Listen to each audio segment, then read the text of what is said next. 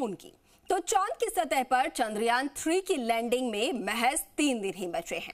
अब ऐसे में विक्रम लैंडर अब अपनी ऊंचाई कम करने के साथ साथ गति भी धीमी कर रहा है और आज देर रात 1:50 पर चंद्रयान 3 ने एक और अहम पड़ाव पार कर लिया है और अपनी मंजिल से महज 25 किलोमीटर दूर है।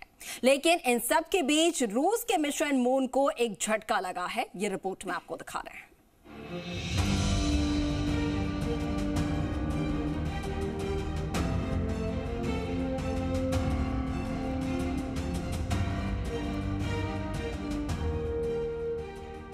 हिंदुस्तान का मिशन चंद्रयान 3 हर मुश्किल और चुनौतियों को पार करते हुए एक के बाद एक सफलता की सीढ़ियों पर चढ़ता हुआ अपनी मंजिल और मुकाम की ओर बढ़ता चला जा रहा है।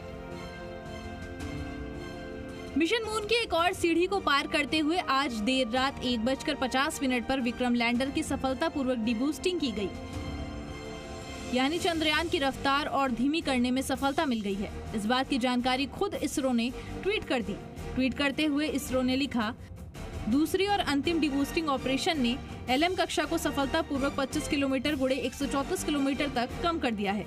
मॉड्यूल को आंतरिक जांच से गुजरना होगा और लैंडिंग स्थल पर सूर्योदय का इंतजार करना होगा। 23 अगस्त को शाम करीब 5:45 पर लैंड करने की उम्मीद है। इस डीबूस्टिंग के साथ विक्रम लैंडर चांद की सबसे निचली कक्षा में पहुंच गया है, जिसके बाद अब इसकी चांद से न्यूनतम दूरी महज 25 और अधिकतम दूरी 134 किलोमीटर ही रह गई है। यानी हमारा चंद्रयान अब बिल्कुल चांद के दरवाजे पर दस्तक दे रहा है। चंद्रयान 3 को अब चंद्रमा की सतह पर सूर्य के उदय होने का इंतजार है। अभी चंद्रमा पर रात है और 23 तारीख को वहां सूर्योदय होगा। विक्रम लैंडर सूरज की रोशनी और ताकत का इस्तेमाल कर अपने मिशन को आगे बढ़ाएगा। रोवर दोनों ही पावर जनरेटर करने के लिए सोलर पैनल यूज करेंगे। इस मिशन में प्रज्ञान रोवर अगले 14 दिन तक अपनी जिम्मेदारियों को निभाएगा। अब इन चीजों के बीच एक चीज भी समझना बेहद जरूरी है, क्योंकि किसी भी स्पेसक्राफ्ट के लिए चांद की सतह पर उतरना बेहद मुश्किलों और हजारों चुनौतियों भरा होता है। दरअसल चंद्रमा की सतह आसमान है और गड्ढों पत्थरों से भरी हुई है। इस तरह की सतह पर लैंडिंग खतरनाक साबित हो सकती है। चंद्रमा पर लैंडिंग के अंतिम कुछ किलोमीटर पहले ही हालात सबसे ज्यादा खतरनाक होते हैं। थ्रस्ट से गैस निकलती है। इन गैसों के कारण चंद्रमा की सतह से काफी बड़ी मात्रा में धूल उड़ती है, जो ऑन बोर्ड कंप्यूटर और सेंसर्स को नुकसान पहुंचा सकती है या भ्रमित कर सकती है। इसके अलावा चंद्रमा की सतह पर लैंडिंग के लिए बड़ी मात्रा में ईंधन की जरूरत पड़ती है, जिसके जरिए अपोजिट डायरेक्शन में बल लगाकर नीचे उतरने की स्पीड कम की जाती है। हालांकि इतना ईंधन लेकर उड़ान भरना खतरनाक हो सकता है। लैंडिंग इसलिए भी चुनौती से भरी है क्योंकि चंद्रमा पर पृथ्वी के मुकाबले वातावरण करीब 8 गुना पतला है।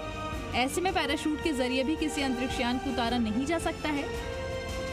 इन सब के बीच इस बार इसरो ने पुरानी गलतियों से सबक लेते हुए गलती से भी कोई गलती ना हो इसका पूरा इंतजाम किया है। यानी इस बार चांद की धरती पर कदम रखने में गलती की कोई गुंजाइश नहीं है।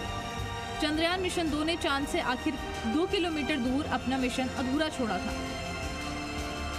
इस मिशन की क्रैश लैंडिंग हुई थी, लेकिन हमारे वैज्ञानिकों ने चंद्रयान 3 मिशन की सफलता के लिए लैंडर की तकनीक में बड़ा बदलाव किया।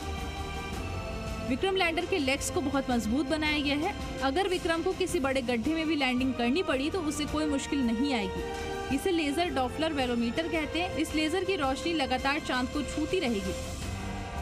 इसरो के कंट्रोल रूम में बैठे वैज्ञानिकों का इस पर पूरा नियंत्रण रहेगा। हिंदुस्तान का चंद्रयान 3 चांद पर तिरंगा फहराने और इतिहास रचने से महज चंद कदम ही दूर है। लेकिन इन सब के बीच रूस के मिशन मून में एक बाधा आ गई है। न्यूज एजेंसी रॉयटर्स के मुताबिक लूना 25 एयरक्राफ्ट में तकनीकी खराबी आई है। दरअसल ऑर्बिट बदलने के दौरान इसमें इमरजेंसी की स्थिति बनी। इससे ठीक ढंग से ऑर्बिट चेंज नहीं हो सकी। मैनेजमेंट टीम स्थिति का एनालिसिस कर रही है। रूस के लूना 25 को 21 अगस्त को चांद पर लैंड करना है। ऐसे में रूस के मिशन मून को एक बड़ा झटका लग सकता है। हालांकि रूसी एजेंसी ने तकनीकी खराबी के बारे में ज्यादा जानकारी शेयर नहीं की है। अब देखना ये होगा कि रूस का मिशन सक्सेसफुल होता है या नहीं। लेकिन हमारा चंद्रयान 3 एक के बाद एक सफलता की सीढ़ियां चढ़ता जा रहा है। ऐसे में विक्रम का विजय होना तय है। ब्यूरो रिपोर्ट, जी न्यूज।